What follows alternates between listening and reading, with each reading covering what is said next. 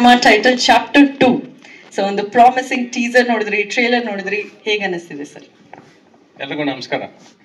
ಆಮೇಲೆ happy married life ನನಗೆ.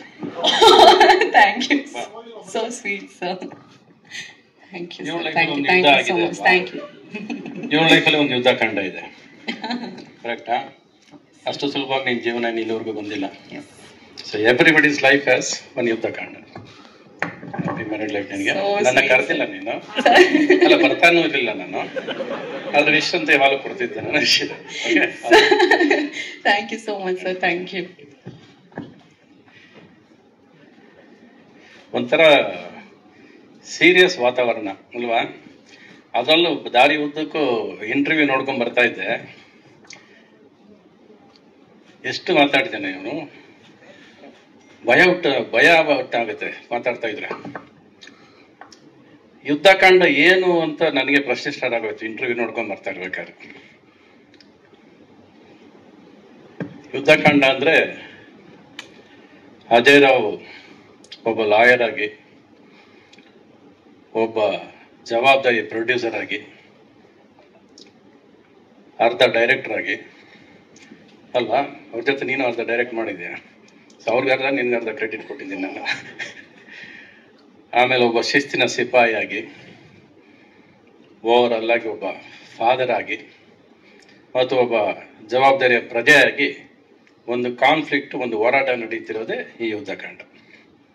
Correct? ಅದು that is what is happening inside you. ನೋಡಿ ಎಷ್ಟು ಸೀರಿಯಸ್ ಆಗೋದ್ರು ಜನ ಎಲ್ಲರಲ್ಲಿ. ನಿನ್ನ ಆಸೆ, ನಿನ್ನ ಕನಸು, ನಿನ್ನ ಶಿಸ್ತು, ನಿನ್ನಲ್ಲಿ ಒಂದು ಜವಾಬ್ದಾರಿ ಎದ್ದು ಕಾಣಿಸುತ್ತೆ ಸಿನಿಮಾ ಮಾತುಕತೆಯಲ್ಲಿ.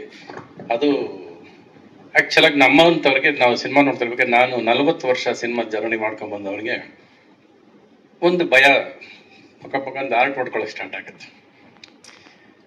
ಅಂದ್ರೆ ಅಷ್ಟು ಪ್ರೀತಿಸ್ಬಿಡ್ತೀವಿ ಸಿನಿಮಾನ. Love the cinema so much. ಒಂದು ಸಿನಿಮಾ ಪರ್ದೆ ಮೇಲೆ ಒಂದು ವೈಟ್ ಪರ್ದೆನ ಪ್ರತಿ ಸಾರಿ ಒಂದು ಬಣ್ಣ ಬೆಳಿಬೇಕಾದ್ರೆ ಅದು ಆ ಬಣ್ಣ ಅಲ್ಲಿ ಹೋಗಿ ಮೆಚ್ಚಿಸ್ಕೊಂಡು ಬರುತ್ತೆ ಅನ್ನೋ ಒಂದು ಖುಷಿ ಇದೆಯಲ್ಲ, ಆ ಖುಷಿ, ಆ ಟ್ರಾವೆಲಿಂಗ್, ಆ ಎಕ್ಸೈಟ್ಮೆಂಟು, ಆ ಪ್ರೀತಿ ನಿನ್ನಲ್ಲಿ ಕಾಣಿಸುತ್ತೆ. I could see myself in you in so many interviews.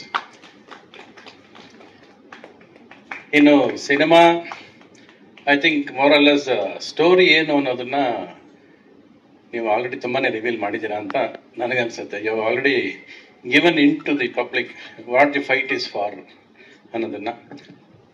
ಆಮೇಲೆ ನೀನೊಂದು ಪಾತ್ರವಾಗಿ ಲಾಯರ್ ಆಗಿ ಕಾಣಿಸ್ಕೊಳ್ಳೋದ್ರಲ್ಲಿ ನಿನ್ನ ಪರ್ಫಾರ್ಮೆನ್ಸ್ ಮೇಲೆ ಎರಡನೇ ಡೌಟ್ ಇಲ್ಲ. ಇನ್ನು ಅದೆಲ್ಲ ಬಿಟ್ಟರೆ KGF ಅಲ್ಲಿ ನಮ್ಗೆ ಇಬ್ಬರೇ ನೆನಪಾಗೋದು. ಒಂದು ನಮ್ಮ ಯಶು, ಬಿಟ್ಟರೆ ಮದರ್. ಆ ಮದರ್ನ ಮತ್ತೆ ಇಲ್ಲಿ ಮರೆಯೋಕ್ಕಾಗತ್ತೆ ನಾವು? ಅಷ್ಟೇ ಪವರ್ಫುಲ್ ಕ್ಯಾರೆಕ್ಟರ್ ನಿಮ್ಗೆ ಇಲ್ಲಿ ಎದ್ದು ಕಾಣಿಸ್ತಾ ಇದ್ದೆ. ರಾಜ್ಞಾ, ಎಷ್ಟು ಚೆನ್ನಾಗಿ ಭಾಷಣ ಬಯಾಟ್ ಮಾಡಿದ್ಯಾ ನೀನು, ಅಂದರೆ ನೀನು ಅಷ್ಟೇ ಚೆನ್ನಾಗಿ ಆ್ಯಕ್ಟ್ ಮಾಡಿರ್ತೀಯ ಅಂತ ಗೊತ್ತು ನನಗೆ. ನನ್ನ ಪಿಕ್ಚರ್ ನೋಡಿದ್ಯಾ ಹೋಗ್ಲಿ ನೀನು? ಯುದ್ಧಕಾಂಡ ನೋಡಿದ್ಯಾ? ನಿಮ್ಮ ಅಪ್ಪ ಅಮ್ಮ ನೋಡಕ್ ತೋರ್ಸಕ್ ಬರ್ತಿರ್ತಾರೆ ಬಿಡು.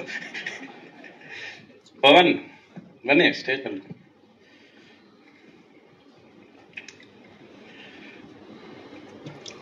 ಪವನ್ ಸಾಕು, ಆ ಬಟ್ಟು ಬೇಡ, ಈ ಬಟ್ಟು ಬೇಡ, ಆ ಬಟ್ಟು ಬೇಡ ಅಲ್ವಾ? ಈ ಬಟ್ಟೆ ಬೇಡ, ಅದು ಬಟ್ಟೆದು ಇನ್ಕಂಪ್ಲೀಟ್ ಸೆಂಟೆನ್ಸ್ ಅದು. So only Pavan. ನಾನೇ ಬದಲಾಯಿಸ್ಬಿಡ್ತೀನಿ ನಿಮ್ಮ ಹೆಸರು. ಒಟ್ನಲ್ಲಿ I could see the honesty. ಒಂದು ಸಿನಿಮಾ ಮಾಡಬೇಕಾದ್ರೆ ಪ್ರತಿಯೊಬ್ಬರಲ್ಲೂ ಒಂದು ಉತ್ಸಾಹ ಇರುತ್ತೆ, ಸಿನಿಮಾ ಹಂಗ್ ಮಾಡಬೇಕು, ಹಿಂಗೆ ಮಾಡಬೇಕು ಅಂತ. ಅದ್ರ ಸಮೇತ ಸೇರ್ಕೊಂಡಿರೋದು ಇವ್ರದೊಂದು ಉದ್ದೇಶ, ಒಂದು ಒಳ್ಳೆ ಉದ್ದೇಶ ಕೊಡಬೇಕು. And that should reach the public with one good message ಏನೋ ಪಾಸ್ ಮಾಡಬೇಕು ಅನ್ನೋದು ಇವ್ರ ಆಸೆ ಎದ್ದು ಕಾಣಿಸ್ತಾ ಇದೆ. ಪ್ಲಸ್ ಅವ್ರ ಮಾತುಗಳಲ್ಲಿ, ಇವ್ರು ಮಾತಾಡಿದಾಗಲಿ ಇವ್ರು ಮಾತಾಡಿದಾಗಲಿ ಎಲ್ಲೂ ತೊದಲಿಲ್ಲ. ಅವರು ತೊದಲ್ದ್ರೆ ಏನು ಅಂದರೆ ಅವ್ರಿಗೆ ಇನ್ನೂ ಎಲ್ಲೋ ಕನ್ಫ್ಯೂಷನ್ ಇದೆ ಅಂತ.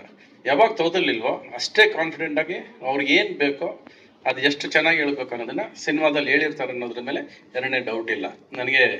ಸಿನಿಮಾ ಕಾಣಿಸ್ತಾ ಇದೆ, ಒಂದು ಎಮೋಷನಲ್ ಸಿನಿಮಾ ಕಣ್ಮುಂದೆ ಕಾಣಿಸ್ತಾ ಇದೆ ನನಗೆ. I can see the weightage of the product. ಇನ್ನೊಂದು, ನೀವು ತುಂಬ ಚೆನ್ನಾಗಿ ಮಾಡಿರೋ ಸಿನಿಮಾದಲ್ಲಿ ಇವ್ರು ಈ ಜನ್ರೇಷನ್ ಲಾಯರ್ ಭರತ್, ಅಂದರೆ ಬ್ಲ್ಯಾಕ್ ಹೇರ್ಸು, ಮಿಲಿಟರಿ ಆಫೀಸರ್ ಥರ ಕಾಣಿಸ್ತದೆ ನನಗೆ. ಇವ್ರ ಜೊತೆ ಪ್ರಕಾಶ್ ಬಲ್ವಾಡಿ ಅವರು ಗ್ರೇ ಏರ್ ಕೊಟ್ಟಿರೋದು, ಅಂದರೆ ಆ ಜನ್ರೇಷನ್ ಅಂತ ಕಾಣಿಸುತ್ತೆ. ಅದ್ರ ಮಧ್ಯೆ ಅಚ್ಚುಕಟ್ಟಾಗಿ ಕೂರಿಸಿರೋ ಈ ಜಡ್ಜ್ನ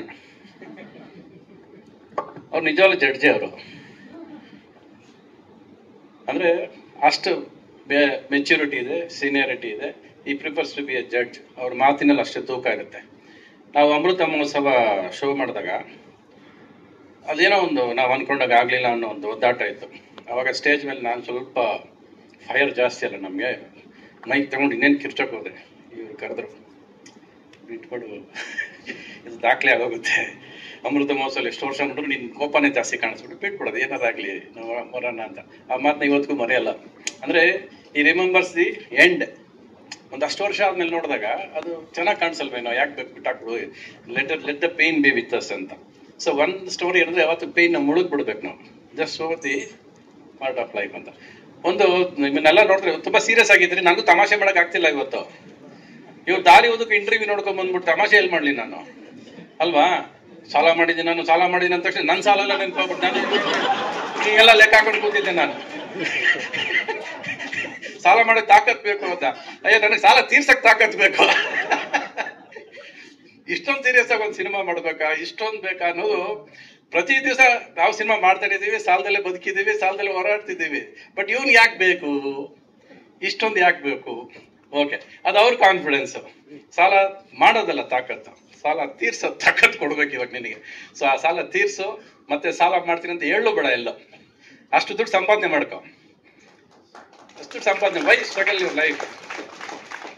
ಯಾಕಂದ್ರೆ ಕೋಟಿಗಟ್ಟಲೆ ಸಿನಿಮಾ ಮಾಡ್ಕೊಂಡ್ ಬಂದಾಗ ನಮ್ಮಪ್ಪ ದುಡ್ಡು ಹಾಕ್ತಿದ್ರು.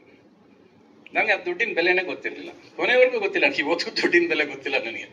ಹಂಗೆ ಬೆಳ್ಕೊಂಬಂದೆ. ನನಗೆ 100 ಟ್ಯಾಂಕ್ ನೀರು ಬೇಕು, ನನಗೆ 100 ಜನ ಡ್ಯಾನ್ಸರ್ಸ್ ಬೇಕು. ನಮ್ಮಪ್ಪ ಅದು ಎಲ್ಲಿಂದ ತರ್ತಿದ್ರು, ಹೆಂಗ್ ಮಾಡ್ತಿದ್ರು ಏನು ಗೊತ್ತಿಲ್ಲ. ಏನೋ ಮಗ ಕನ್ಸು ಕಾಣ್ತಿದ್ದಾನೆ, ಅವನ ಆಸೆ, ಅವ್ನಿಗೆ ಏನು ಬೇಕೋ ಕೊಟ್ರು, ಇಷ್ಟೇ. ಅದರಿಂದ ಎಷ್ಟು ಸಾಲ ಮಾಡ್ತಿದ್ದಾರೆ, ಅವ್ರು ಎಷ್ಟು ಕಷ್ಟಪಡ್ತಿದ್ದಾರೆ ನನಗಂತೂ ಗೊತ್ತಿರಲಿಲ್ಲ. ಬಟ್ ದ ಡೇ ಕೇಮ್, ಪ್ರತಿ ಪೈಸಾಗೂ ಗೊತ್ತಾಯ್ತು ನನಗೆ. ನನ್ನ ಜೇಬು ಖಾಲಿ ಆದಾಗ, ಅರೆ ಇವಾಗ ದುಡ್ಡಿಲ್ವಲ್ಲ. ಎಷ್ಟೇ ದುಡ್ಡು ಇಲ್ಲದೆ ಹೋದ್ರು ಕೂಡ ಸಿನಿಮಾ ಮಾಡೋ ಹುಚ್ಚಂತ ನಮ್ಮನ್ನು ಬಿಡಲ್ವಲ್ಲ. ಸೊ ಇರೋ ದುಡ್ಡಲ್ಲೇ ಸಿನಿಮಾ ಮಾಡ್ಬೇಕು ಅನ್ನೋದು ಕನಸು ಕಂಡಕ್ಕೆ ಸ್ಟಾರ್ಟ್ ಮಾಡಿದ್ದು ನಾನು. ಅಂದ್ರೆ ದುಡ್ಡು ಇಲ್ಲ, but make money in what you have. ನಾಳೆ ಬೆಳಗ್ಗೆ ನಮ್ಮ ಹತ್ರ ದುಡ್ಡಿಲ್ಲ ಅಂದ್ರೆ ಅಷ್ಟಲ್ಲೇ ಸಿನಿಮಾ ಮಾಡೋದನ್ನು ಕಲಿಬೇಕು. Because spending money is not important, content is important. What ನಮ್ಮ ಜನಕ್ಕೆ ಏನು ತಲುಪಿಸ್ತೀವಿ, ನಮ್ಮ ಎಮೋಷನ್ ಏನು ರೀಚ್ ಆಗುತ್ತೆ, ಅವ್ರಿಗೆ ಎಷ್ಟು ಮನಸ್ಸು ಹಿಂಡ್ತೀವಿ, ಅದು ತುಂಬ ಇಂಪಾರ್ಟೆಂಟ್. ನಾನು ನಿನ್ನ ಸಿನಿಮಾ ಟ್ರೈಲರ್ ನೋಡ್ಬೇಕು ಅನಿಸಿದ್ದು, ನಾನು ಮಂದಿನ ನಿನ್ನ ಟ್ರೈಲರ್ ಬಿಟ್ಟಿದ್ದೆ. ನಾನು ಒಂದು ಹೆಣ್ಣಿನ ಕೂಗು, ಮಗುವಿನ ಹಾಡು, ಅದಕ್ಕೆ ಕರಗದಿರೋ ಮನಸ್ಸೇ ಇಲ್ಲ ಅಂತ ಹೇಳಿದ್ದೆ ನಾನು. ಅದು ನಿಮ್ಮ ಸಿನಿಮಾ ಕಾಪಿ ಹೊಡ್ತಿದ್ದೀರ ಅಂತ ಅನಿಸ್ತು ನನಗೆ.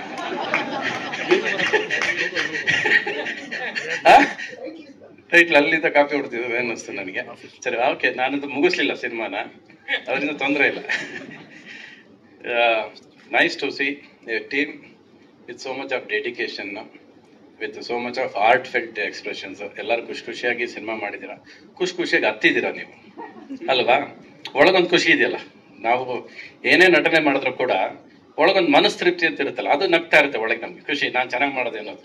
ಆ ನಗು ನನಗೆ ನಿಮ್ಮಲ್ಲಿ ಕಾಣಿಸ್ತಾ ಇದೆ, ತೃಪ್ತಿ ಕಾಣಿಸ್ತಾ ಇದೆ, ಇವನ್ ಮನಸ್ಸಲ್ಲೂ ತೃಪ್ತಿ ಕಾಣಿಸ್ತಾ ಇದೆ, ಇವನ್ ಮತ್ತೆ ಮಾತುಗಳಲ್ಲಿ ಕಾನ್ಫಿಡೆನ್ಸ್ ಕಾಣಿಸ್ತಾ ಇದೆ, ಗೆಲ್ತೀನಿ ಅನ್ನೋ ಇದು ಕಾಣಿಸ್ತಾ ಇದೆ. ಇದಕ್ಕೆ ನಾವೇನ್ ಮಾಡ್ಬೋದು, ವಾಟ್ ಈಸ್ ದಿ ಕಾಂಟ್ರಿಬ್ಯೂಷನ್, ನಾವೇನ್ ಕಾಂಟ್ರಿಬ್ಯೂಷನ್ ಕೊಡ್ಬೋದು ಅನ್ನೋದು ಒಂದು ಪ್ರಶ್ನೆ. ಅಂದ್ರೆ ಇವ್ರು ಹೇಳಿದ್ರು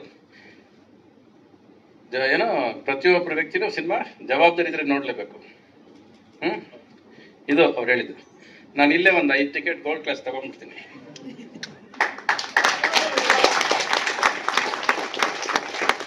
okay, I will see the film in the theatre paying money. ಓಸಿ ನೋಡಲ್ಲ ನಾನು. ಒಂದು ಜವಾಬ್ದಾರಿಯಾಗಿ ನಿನಗೋಸ್ಕರ, ಸಿನಿಮಾನ ಪ್ರೀತಿಸೋನಿಗೋಸ್ಕರ, ಸಿನಿಮಾ ಕಷ್ಟಪಟ್ಟವ್ರಿಗೋಸ್ಕರ, ಸಿನಿಮಾ ಡೆಡಿಕೇಶನ್ ಇರೋರಿಗೋಸ್ಕರ ನಾನು ಸಿನಿಮಾ ನೋಡ್ತೀನಿ.